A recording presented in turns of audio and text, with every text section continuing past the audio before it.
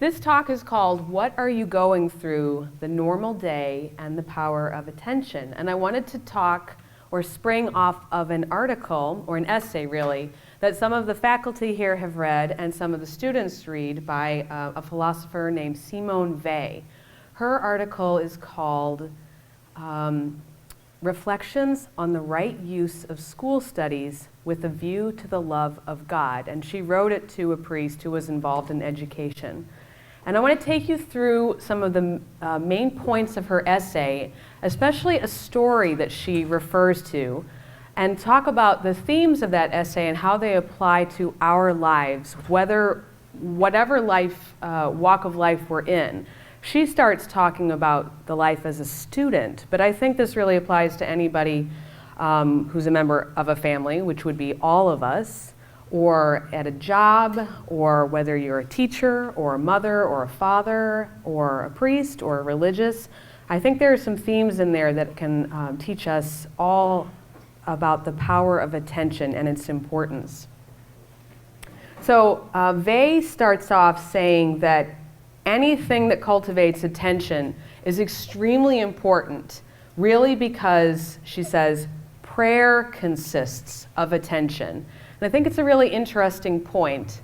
I thought, I don't know if prayer consists of having a very powerful sense of attention, that you are very focused and you know exactly what's going on, because we can probably think of famous saints or famous heroes who have been in extremely difficult circumstances, very, very ill, like Saint Teresa of Lisieux. Or I was thinking of Cardinal Van Tuan, who was imprisoned by the communists in a Vietnamese prison for many, many years in silent confinement. And it was so oppressive and so difficult for him. He would talk about in his autobiography, Testimony of Hope, great book, he would talk about how he almost couldn't pray anymore. It was very difficult for him to keep his mental thoughts together, to string one thought after another. It was very difficult to pray. But he did pray in that he had enough attention to give his will. He said, I want to be able to pray. I would like to pray. I'm not doing it very well, but I would like to pray. Father Emil Newbert is a Marian scholar, wrote a great book called Life of Union with Mary. And he says there can be times where our mind is just too overwhelmed, too busy, too tired, too sick to really concentrate on God. But as long as we can make an effort of will, we say, I just want to be able to be close to God, then we're praying.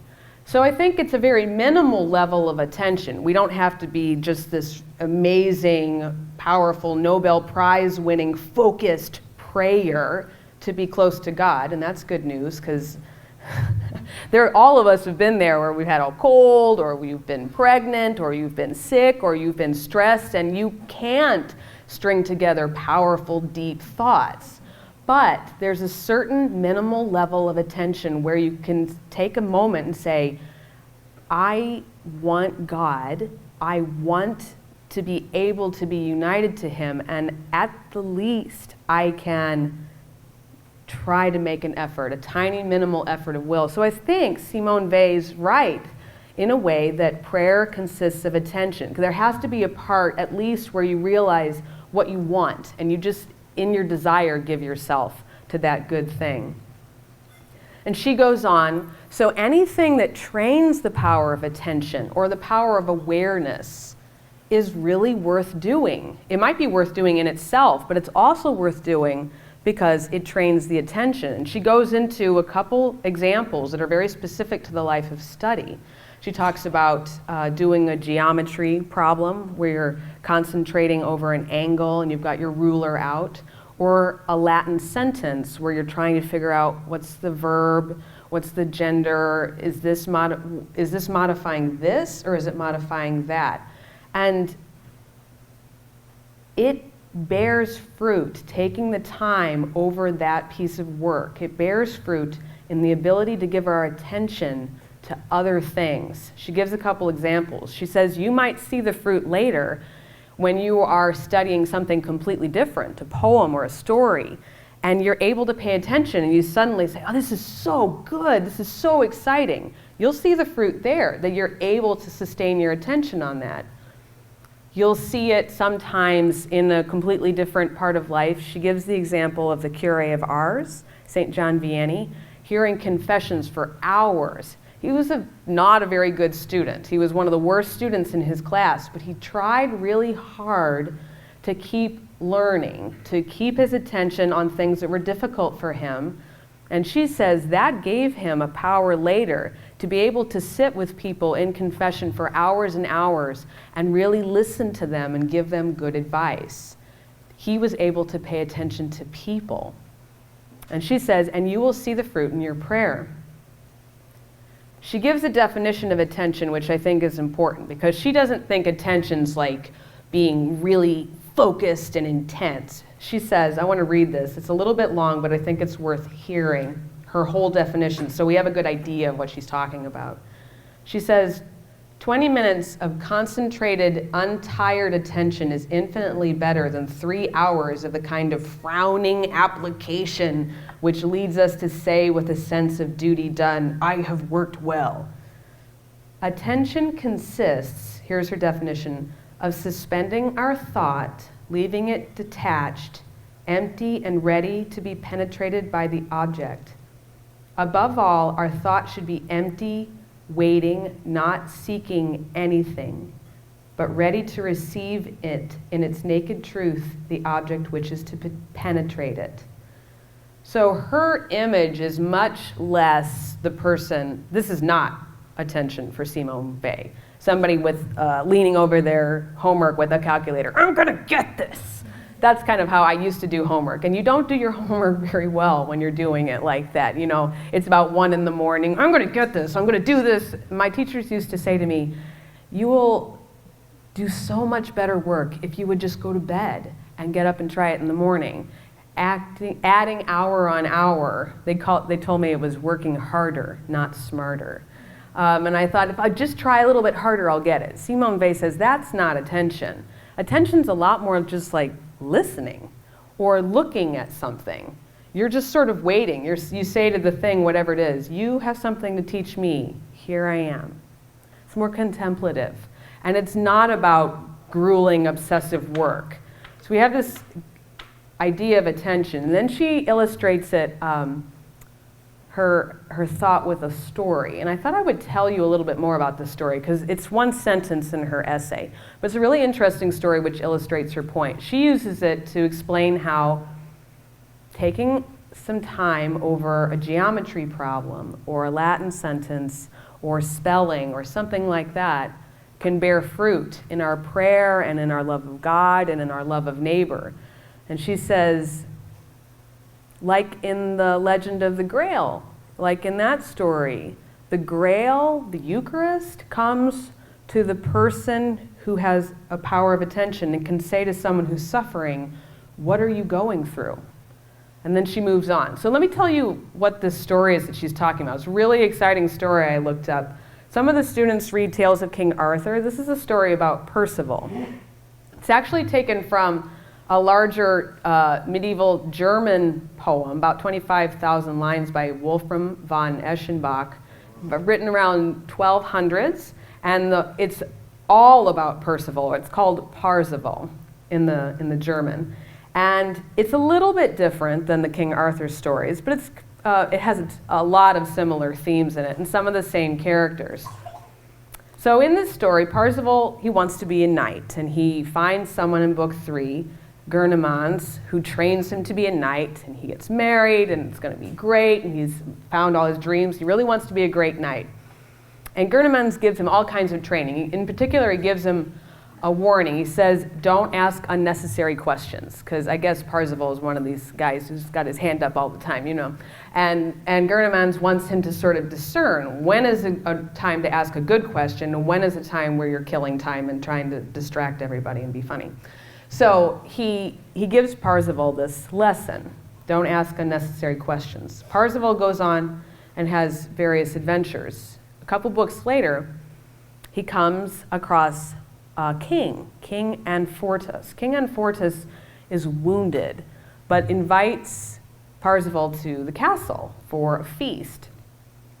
Anfortas has a story of how he got wounded, but it's an unhealable wound. It's extremely painful, and the only thing that keeps him going is the sight of the Holy Grail. The Grail is kept at King Anfortas's castle, and they bring it in. It's the chalice of Christ's Last Supper with the Eucharist. It is the body and blood of Christ, is what they're talking about in the original chalice.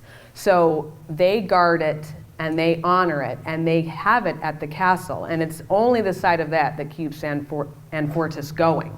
So he's really suffering though, physically, spiritually, mentally. He can't get healed. There's only one thing that will heal him, and it's sort of like a curse. It feels very much like a fairy tale that maybe some of you have read, like Beauty and the Beast or something. There's just one thing will cure him. It's a question. Somebody has to ask him, what are you going through? If they ask that question, he can get healed. So Anfortas invites Parzival and treats him to an amazing banquet. And there are all these people, and they're wearing beautiful clothes, and there's candles, and there's music.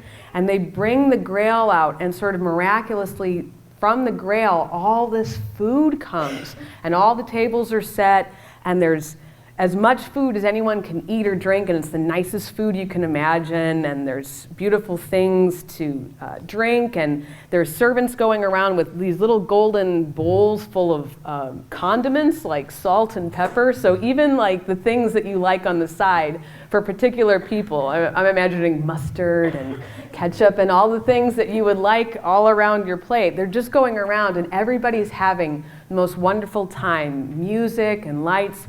And it's so, so wonderful. And Parzival's looking around, and he's just amazed by this. But as we're reading the description, every now and then the narrator puts in the little phrase, and it starts to make the reader get more and more nervous. It talks about Anfortas. He was heavy at heart. He was rich in sorrow, and his heart by grief was oppressed. So you're amazed, but you're also starting to feel really bad. Anfortas is surrounded by all these things, but he's not taking any pleasure. He's in agony. And Parzival, the only question that he does think of is, how's all this amazing stuff happening? He never looks at Anfortas and thinks, wow, what's wrong? He never thinks of that question. The only question he thinks of is how did all this happen? And he almost asks it, but then he remembers what his master had said. Gurnemann said, don't ask unnecessary questions. So he says, and he's not going to ask any questions at all. Not that question, not any question.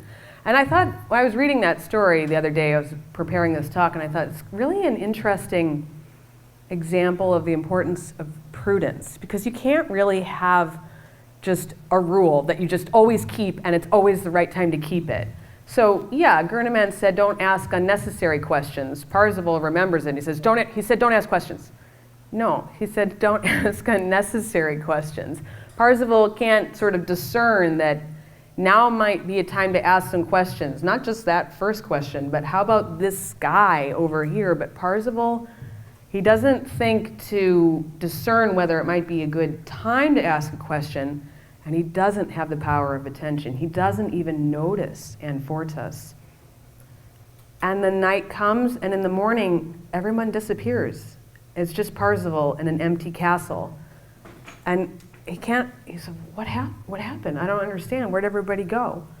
And there's just one guy at the gate, and he lets him out and kind of mocks Parzival. And then he goes on his way, and he feels this loss. He's like, I lost the Grail. I had everything that anybody could ever want. It was perfect happiness, and it's all gone. So that begins a period of wandering. There's many more books, and there's other characters. Gawain's in the book. Some of the students might be familiar with Gawain. Parzival keeps wandering. It's 5 books later that he's been wandering for almost 5 years. He hasn't seen his wife in 5 years. He hasn't seen the Grail. he's kind of at his rope's end. He's miserable, and he meets a hermit. They have a conversation, and Parzival says that he basically hates God. And he says something, he says, "My faith hath brought me only sorrow," which is like a kind of a frightening thing to read. But I thought, when I was reading, I thought, gosh, I can think of myself, I can think of many other people I know, and maybe you in this room, where you have had a moment in your Catholic life, or if you're a Christian in your Christian life, where you thought, this is so hard. What do I get by being a Catholic? Or what do I get by being a Christian? Sometimes it can feel that it's only about witnessing and about rules and about being faithful, and it's very difficult. You're like, where's the God who's promising all this happiness and all this joy, this life to the full that Christ talks about? So Parzival says what's on his mind. He doesn't say, oh, that's a really bad feeling, I shouldn't have that. He expresses what he's feeling. He feels like, believing in the Grail, believing in the Eucharist, following God has only really just cost him. Where's the good of it? And the hermit is very kind, but he starts to take Parzival through a sort of examination of conscience. And we learn a lot about Parzival's life. That man you killed that one time, that was one of your cousins. And did you know that you broke your mother's heart? And did you know that Anfortis could be cured if you would just have asked him what he was going through? That's all that he needs. All you had to do was just ask him why he was suffering. And Parzival, of course, is, oh my gosh, I haven't seen my wife, I haven't seen the Grail, and it's kind of, well, there's a reason why your life hasn't been working out. Okay, so that he stays with the hermit. He's very repentant. The hermit hears his confession and absolves him, and Parzival goes out a new man. There's a couple more adventures, a lot with Gwen, and then we finally come to the end of the book. And Fortis's sufferings are so acute that he's praying for death now. The only thing that had ever kept him going was the sight of the Grail. But he actually tells his servants, just take it away from me. Just take it away. I don't want to see it. I know if I haven't seen the Grail for 7 days, it will end. I cannot take this anymore. It is too hard. And the servants, of course, are just, oh my gosh, it would be so easy if we just need this outsider to come and say the question. Everybody is grieving. It's so hard.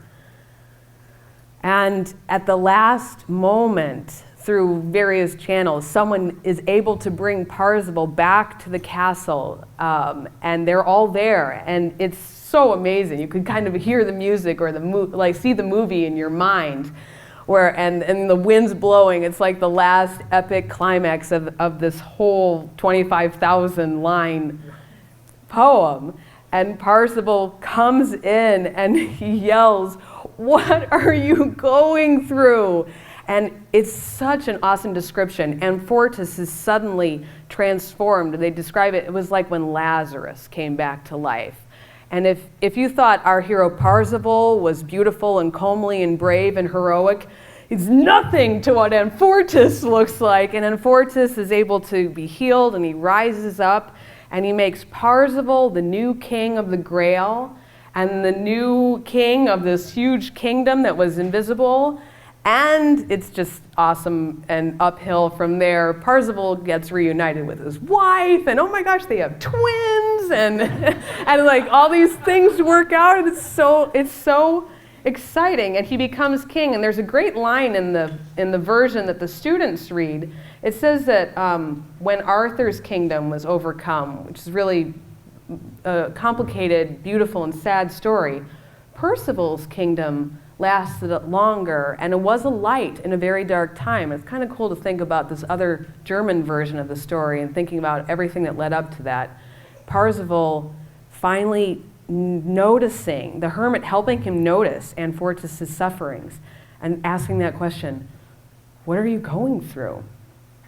So that's the example that Simone Weil had used to illustrate the power of attention. And she says, anything that cultivates attention is worth embracing. And I was thinking, I don't do geometry propositions anymore, but all of us have things in our life like that. Prayer cultivates attention. listening, drawing. The longer we can do something peacefully and without irritation, calmly, listening, receptive, the more it will contribute to other areas of our life. I was thinking of things that take away from the power of attention, and we could probably spend hours talking about that. There's lots of books from secular psychological points of view about what's killing the power of attention in our culture today. But I can think in my own life, one of the best examples or pieces of advice I ever got was from somebody in my university program who told me about the day he stopped multitasking. He used to think that would save him a lot of time. He'd be typing an email on the phone, talking to somebody, yes, and like filing and shuffling, like we've all probably tried to do that. He said, I realized I didn't do any of those things well, and I would have to do them over, and I realized I didn't give anybody good service or attention or love or charity or anything. He said, so now I just do one thing. I just do one person at a time, and I give them my full attention, and I give them good time, and I listen, and actually, it's more productive, but that's not why I do it. I do it because it's more charitable. And I thought, well, that is giving your attention, and practicing giving your attention to things cultivates attention. I just got one of those apps to see how much time I spend on my phone. That's very embarrassing, right? The first day, I think I had 47 screen unlocks, and I thought, oh my gosh, what's on my phone that I checked it 47 times, 3 times a waking hour? I thought, wow, and I know that although I was never going to be that kind of person, I know that I check it while I'm praying. And I thought, so God's over here and I'm over here. Excuse me, I just want to check this really fast. So I thought I'm like not even cultivating my attention to God in my prayer. And I hope that you guys don't do that. But I bet you could think of somebody who does do that. There's a lot of other things. It's kind of a matter for discernment. But I had a priest in confession ask me, this is probably one of the most powerful questions I ever had in confession. What is the greatest source of distraction in your life? We could all answer that question. You think, if it's distracting me, if it's taking me my attention away from a good thing, then that's going to bear bad fruit. So it's a good thing to think about, especially as Lent is coming around the corner, to think about, is there something one thing I could take out that would help me give my attention, be more receptive and more listening to the things that I want to be receptive to? There's a good reason to apply ourselves to daily attention-demanding tasks in our normal day and to review if we did those things well or not so well. Vey says at the end of her essay, so you want to give your attention to things and let it develop your power of attention. And if you do not do those things very well, you do not do that Latin sentence very well, you don't write that essay very well, it's really good to submit yourself to sort of the criticism that you receive and go over it and let it inform how you pay attention the next time. And this can really inform how we're living in all of our lives. Not to do things so that we get an amazing attention span and become sort of the person to write the next book that you can buy at Staples about being successful. Not to get good grades, not because it's a subject that we like, not to win approval of teachers or bosses or society, but really to take advantage and prepare ourselves for the reason we've come into the world, to know and love God and to be happy with Him. And secondarily, with our neighbor, we think the company of the blessed is one of the gifts promised to us in heaven. And it was a gift so close to Parzival. He just had to notice what his brother Anfortas, his neighbor Anfortas, was going through. There's a lot of, if you start thinking about this, there's a lot of corroboration from authorities. Aquinas notes that the best way to combat sloth or despair or sort of the distaste for spiritual things, good things, we've all been there where you thought prayer is boring. You don't want to pray. It doesn't seem nice. How do you get a taste for the things that we're made for. And Aquinas says, the more we think about spiritual goods, the more we get the taste for them. That's kind of like the Ephesians quote. If there's anything good or beautiful or true or honorable, think about these things. They cultivate your palate. And it's worth saying, well, do I spend any time today or this week thinking about good things? Really just trying to wrap my mind around how beautiful prayer can be? If I don't, well then of course every time I go to pray, it will not seem very good to me. And then I might do it like, I made a commitment to pray, we're supposed to pray, the church tells us to pray, but that's not, God doesn't want us to get to heaven with that kind of attitude. I mean, yeah, we don't want to show up to him and say, I did everything you asked of me. We're supposed to have this loving, joyful relationship. So if we can try to like make it more loving and joyful, good, that's what it's supposed to be, and it will become its own reward. Another thing I came across was Benedict XVI in Deus Caritas Est. He's talking about love of neighbor and how no matter what kind of non-for-profits we start or what kind of things the government steps in and helps with, nobody can replace this fundamental need. He says, love or caritas will always prove necessary, even in the most just society.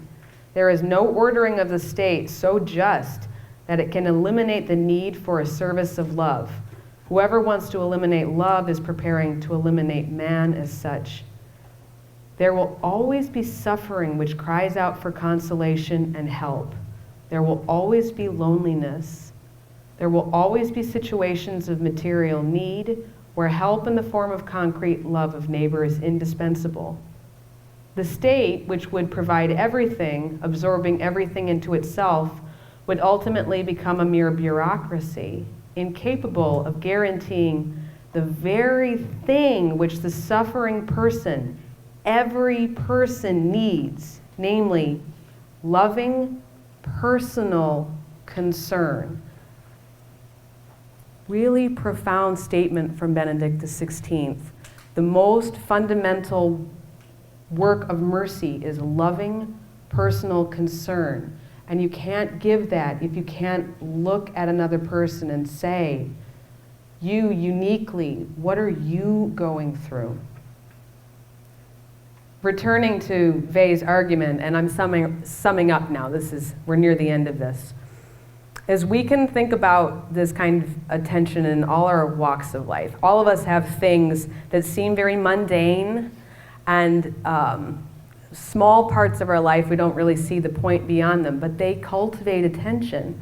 Grading, leading a discussion, watching participation in class, watching facial expressions, those are places where you can come to know each student very uniquely and to give your attention to that task and to that student in that moment will bear so much fruit. As parents, doing things like taxes or making a bed or doing the dishes or changing a diaper, or playing with or listening to a child. It can just seem like this stuff is just so boring. This is the boring part of being married, or the boring part of being an adult.